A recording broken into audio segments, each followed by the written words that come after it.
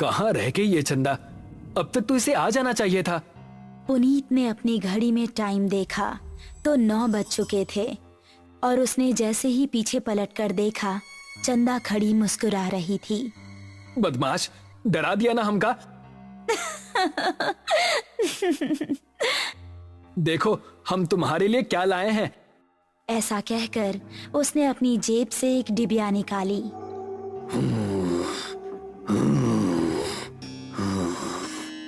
तभी उन दोनों को किसी के सांस लेने की भयानक आवाज सुनाई दी। कौन है? ठीक सामने बरगद के पेड़ के नीचे उनको किसी आदमी का अक्स नजर आया। कौन है? सामने आओ।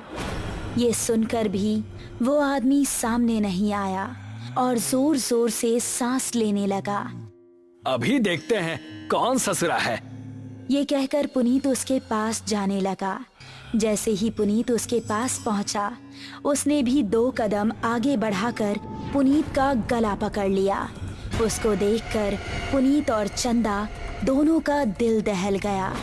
उस आदमी की गर्दन कटी हुई थी और थोड़ी सी खाल में अटकी लटक रही थी।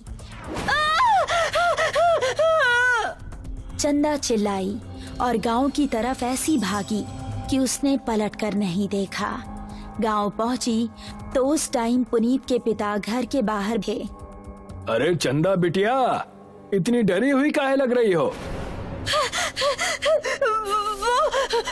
वो पुनीत। चंदा ने हाफते हुए उनको पूरी कहानी सुनाई।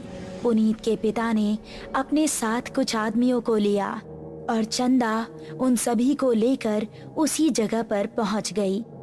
यही जगह थी वो जहां उसने पुनीत को पकड़ा था। उन लोगों ने इधर उधर नजरें घुमाई तो कोई आसपास नजर नहीं आया। तभी चंदा की गर्दन पर ऊपर से कुछ टपका। उसने हाथ लगाकर देखा तो वो खून था। पेड़ की डाली के ऊपर पुनीत की बिना गर्दन की लाश टंगी हुई थी और उससे खून टपक टपक कर नीचे गिर रहा था। शहर से दूर एक छोटा सा गांव सरूपुर। रात के समय सभी अपने अपने घरों में आराम कर रहे थे। बाबूजी, हम जरा अपने दोस्त महेश से मिलकर आ रहे हैं। उसकी तबीयत जरा ठीक नहीं है ना? ठीक है, लेकिन जल्दी आना। जी बाबूजी। ऐसा कहकर वो खुश होता हुआ घर से निकल गया। आज तो सारे दोस्त मिलकर मस्त पार्टी करेंगे, मजा आ जाएगा। जंगल का रास्ता पकड़ लेता हूँ, जल्दी पहुँच जाऊंगा। अभी वो जंगल में आगे बढ़ ही रहा था कि पीछे से उसको आवाज आई। अकेले ही पार्टी करने जा रहे हो? हमका साथ लेकर नहीं चलना है क्या? अरे अर्पणा और दिव्या, तुम दोनों क्यों हर बार हमारे पीछे पड़ जाती हो? हमका साथ लेकर चलते हो कि बोले अभी तुम्हारे बाबूजी से? अरे नहीं नहीं मेरी माँ, चलो मेरे साथ। थोड़ी देर चलने के बाद वो तीनों एक जगह पहुँचे जहाँ रामू और महेश बैठे हुए थे। अबे ये क्या, तू फिर से लड़कियों को साथ ले आया? क्या करता है यार, हर बार की तरह इस बार भी धमकाने लगी थी दोनों। अब क्या करें, हम दोनों को भी अब पार्टी की आदत पड़ गई है। चलो थोड़ी सी शराब पी ली जाए। उसने पास ही रखी बोतल खोली और गिलासों में शराब पलटने लगा।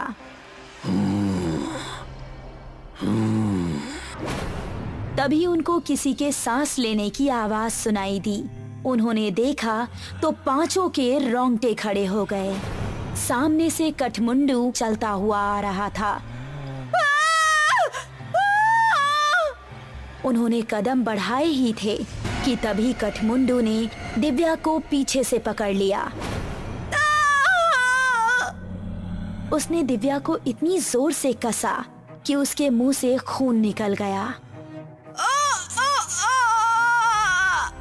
बाकी चारों अब बेहद डर गए और वहां से भाग निकले।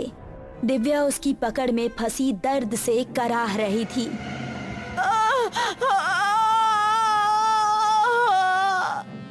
उसने दिव्या को जमीन पर धक्का दिया और उसके ऊपर आ गया।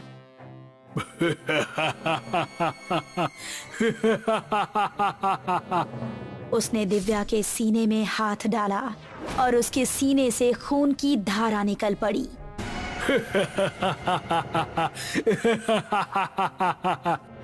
बाकी चारों इतना डर चुके थे कि उनको खबर भी नहीं थी कि वो किस दिशा में भाग रहे हैं।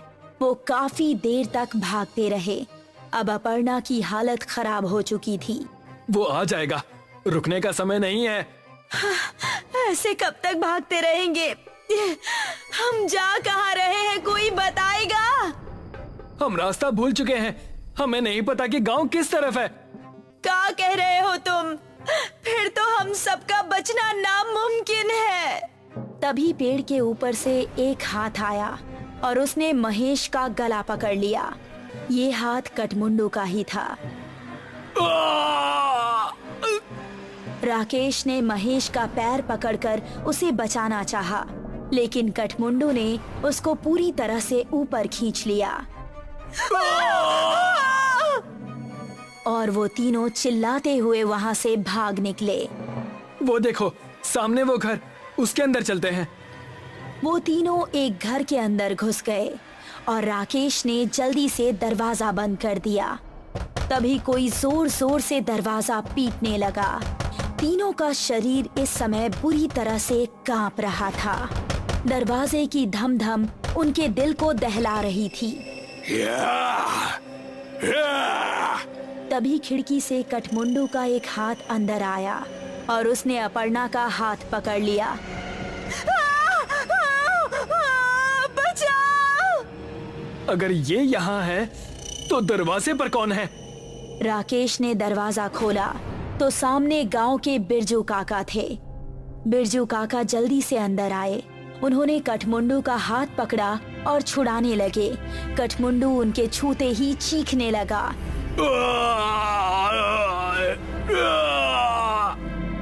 वो चीखता चिल्लाता हुआ वहाँ से भाग गया। तुम ठीक तो हो अर्पणा? मैं ठीक हूँ, शुक्रिया बिरजू काका। तुम लोग यहाँ करने क्या आए थे, वो भी इस समय? हमसे गलती हो गई बिरजू काका, लेकिन ये कौन है और आपको देखते ही वो भाग कैसे गया? ये कठमुंडू है। ये सुनकर वो तीनों एक दूसरे का मुंह देखने लगे। बहुत सालों पहले हमारे गांव में एक डाकू पल्लव सिंह का बड़ा खौफ था। गांव में एक बूढ़ी औरत रहती थी जिसका एक ही बेटा था। उसने धूमधाम से अपने बेटे की शादी की। शादी के अगले ही दिन डाकू पल्लव सिंह ने हमला बोल दिया। उसने पति और पत्नी दोनों को मार डाला और सारे गहने लूट लिए। अपने बेटे और बहू को मरता देख बुढ़िया तड़प उठी। पल्लव सिंह, जिस सोने के लिए तूने मेरा परिवार उजाड़ दिया, यही सोना तेरे लिए अभिशाप बन जाएगा। तू कभी नहीं मरेगा, सिर्फ भटकता रहेगा और इस सोने से हमेशा दूर भागेगा। ये सुनते ही पल्लव सिंह हंसता हुआ वहां से चला गया। कुछ दिन बाद पल्लव सिंह के ही एक आदमी ने उस पर हमला कर दिया। वो उसकी जगह सरदार बनना चाहता था, लेकिन पल्लव सिंह तलवार के हमले से भी नहीं मरा। उसकी गर्दन आधी ही कटी और थोड़ी सी खाल में अटक कर रह गई। उसने अपने सभी साथियों को मार गिराया। उसने अपने उंगलियों में जितनी भी सोने की अंगूठियां पहनी थीं, वो गर्म होने लगी और उसके हाथ जलने लगे। बुढ़िया का श्राप अब शुरू हो गया था। उसने सभी अंगूठियां उतार फेंकी और जंगल में भाग गया। तब से अब तक वो जंगल में ही रहता है। मेरे छूने से वो इसलिए भाग गया क्योंकि मेरे हाथ में ये सोने का कड़ा है। ये कहानी सुनकर वो तीनों हैरान रह गए। चलो यहाँ से निकलो, वो फिर से आ सकता है। बिरजू काका को रास्ता पता था, इसलिए वो तीनों उनके पीछे पीछे जा रहे थे। जब वो जंगल की सरहद पर आ पहुंचे थे, तभी कठमुंडू वहां आ गया। उसने अपर्णा का पैर पकड़ लिया।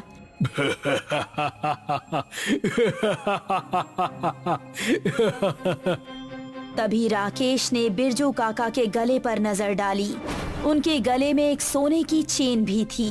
उसने चेन को उनके गले से उतारी और कठमुंडू की टूटी हुई गर्दन में डाल दी। उसने चेन को गले से उतारने के लिए जैसे ही छुआ तो उसके हाथ भी जलने लगे।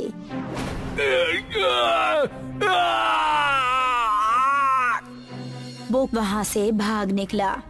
उसके बाद वो चारों गांव के अंदर ही जाकर रुके। जब उनको देख गांव वाले इकट्ठा हुए तो उन्होंने सबको अपने साथ बीती हुई घटना सुनाई। वो दिन था और आज का दिन है। गांव के सभी लोग हमेशा अपने साथ सोने की कोई ना कोई चीज जरूर रखते हैं और अभी